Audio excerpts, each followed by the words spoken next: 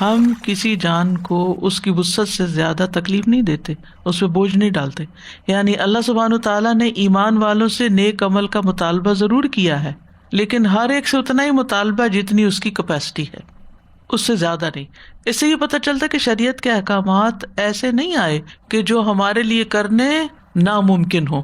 اور دوسری بات یہ کہ جتنے بھی ہمیں احکامات دیے گئے ہیں وہ ہر بندے پر سارے کے سارے ماننا لازم نہیں ہے. ہر ایک کی اپنی سچویشن اور حالات کے مطابق اس کے لیے نیکی کمانے کے مواقع ہیں. یعنی جس عمل پر اس کو قدرت حاصل ہو اور جس کی وہ استطاعت رکھتا ہو اسی کا وہ مکلف ہے. اور یہ ایک طرح سے جملہ معترض ہے. بات تو یہ تھی نا کہ جو ایمان لائے اور نیک عمل کیے وہ جنت والے ہیں، اس میں ہمیشہ رہیں گے. بیچ میں یہ بات بھی کر دی گئی کہ ہم وسعت سے بڑھ کر بوجھ نہیں کسی پہ ڈالتے. یعنی انسان کو جو ذمہ داریاں دی گئی ہیں وہ اس کی طاقت کے اندر ہی ہیں، تو انہیں کرنے کی کوشش کرنی چاہیے.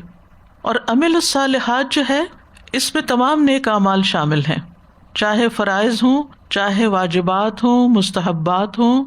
اور بعض اوقات بعض نیکیاں بندے کی قدرت سے باہر بھی ہوتی ہیں.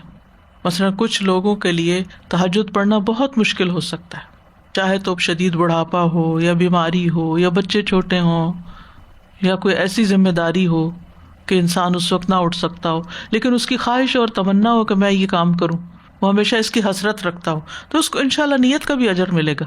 اسی طرح کوئی شخص معذور ہوتا ہے، عاجز ہوتا ہے، کمزور ہوتا ہے یا اضطراری کیفیات ہوتی ہیں، تو ایسے حالات میں انسانوں پر تخفیف بھی کی گئی ہے. سورۃ طلاق میں آتا ہے لا یکلف اللہ نفسا الا ما آتاہا. اللہ کسی شخص کو تکلیف نہیں دیتا مگر اسی کے مطابق جو اس نے اس کو عطا کیا ہے.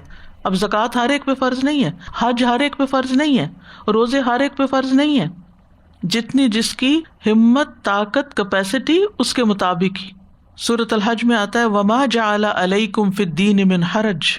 اللہ نے دین میں تم پر کوئی تنگی نہیں رکھی. سورۃ التغابن میں آتا ہے فاتقوا اللہ ما استطعتم. اللہ سے ڈرو جتنی تم میں استطاعت ہے، جنہیں جتنا کر سکتے اپنی پوری بھرپور انرجی لگا دو. اس کے بعد جو رہ گیا کوئی بات نہیں. لیکن اگر تم سستی کے مارے نہیں کرتے اور کوتاہی اور غفلت اور اہمیت نہ دیتے ہوئے تو پھر خود اپنے آپ کو اجر سے محروم رکھو گے.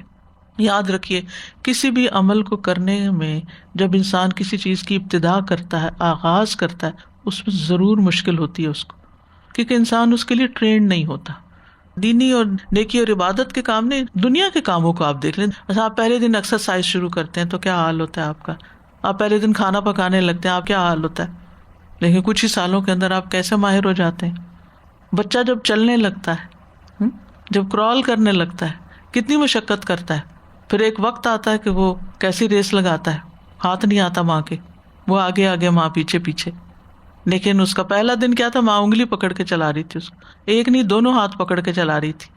تو یہ بالکل نیچرل سی بات ہے. چاہے آپ تلاوت کی بات لیں، قرآن پڑھنا شروع میں لوگ اٹک اٹک اٹک کے پڑھتے ہیں اور پھر تنگ آ کے چھوڑ دیتے ہیں کہ ہم تو تیز پڑھ ہی نہیں سکتے. لیکن اگر وہ نہ چھوڑیں، کرتے رہیں کرتے رہیں کرتے رہیں، ماسٹر ہو جائیں گے. ایک دن مخارج نہیں نکلتے، کرتے رہیں ایک دن نکل آئیں گے. اور ہاں اگر کرتے رہنے کے باوجود بھی نہیں نکلتے تو لا یکلف اللہ نفسا الا وسعہا. لیکن آپ ٹرائی تو کرو، آپ ہمت تو کرو، آپ آگے تو بڑھو. آپ ایک قدم چلو، اللہ تعالیٰ 10 قدم آپ کی طرف آئیں گے. آپ کے وقت میں بھی برکت ہو جائے گی. اور میں نے کئی دفعہ ایسا، یعنی جب میرے اوپر میری روٹین سے ہٹ کے کوئی ذمہ داری آ جاتی ہے نا تو پہلے مجھے گھبراہٹ ہوتی ہے کہ یا اللہ دن تو اتنا ہی ہے 24 گھنٹے کا، یہ کام کیسے پورا ہوگا. پھر دعا مانگتی ہوں کہ اللہ تعالیٰ کروا دے. اکثر ایسا ہوتا ہے، میں حیران ہو جاتی ہوں، وہی دن ہوتا ہے اور اسی میں اللہ تعالیٰ ایکسٹرا کام بھی کروا لیتا ہے. لا یکلف اللہ نفسا الا وسعہا.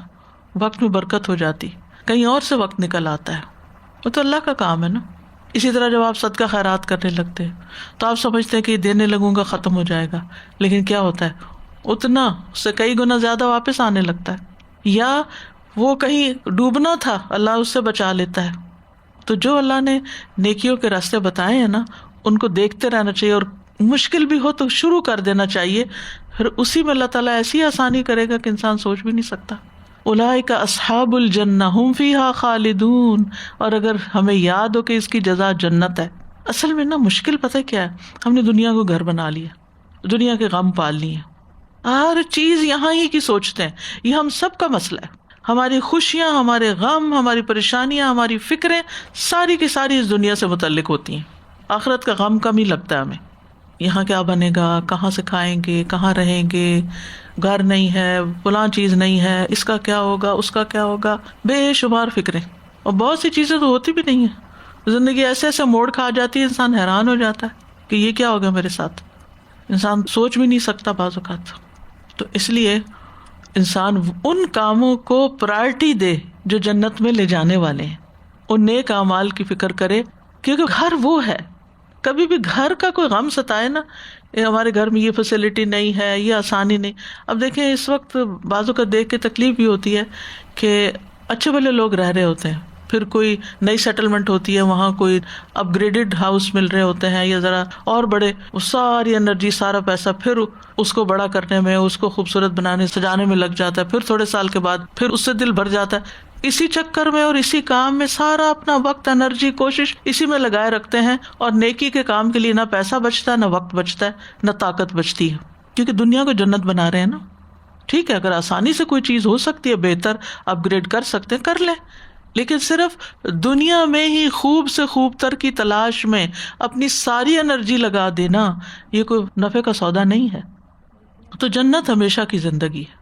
جنت والے جنت میں، جہنم والے جہنم میں چلے جائیں گے تو پھر موت کو لایا جائے گا، ذبح کیا جائے گا اور کہا جائے گا اے اہل جنت تم ہمیشہ اب جنت میں رہو گے، تمہیں کبھی موت نہیں آئے گی، اور اے اہل جہنم تمہیں بھی اب کبھی موت نہیں آئے گی، ہمیشہ یہیں رہو گے. اور ان کو اتنا غم لگے گا کہ اگر غم سے کوئی مر سکتا تو سب کو مر جاتے، لیکن اب موت ہے نہیں، کیونکہ ہمیشہ انہوں نے وہیں رہنا ہے. جنت سے کوئی نکالا نہیں جائے گا. لا یمسہم فیہا نصب وما ہم منہا بمخرجین. جنت میں موت بھی نہیں ہے، بیماری بھی نہیں ہے، دکھ تکلیف پریشانی ہے ہی نہیں کوئی. تو کیوں نہ ایسے کام کرے کہ جس سے وہ گھر حاصل ہو جائے. ہمیں ساری انرجیز اس پہ کیوں نہ لگا دے، اپنا وقت، اپنی جوانی اس کے لیے کیوں نہ خرچ کریں.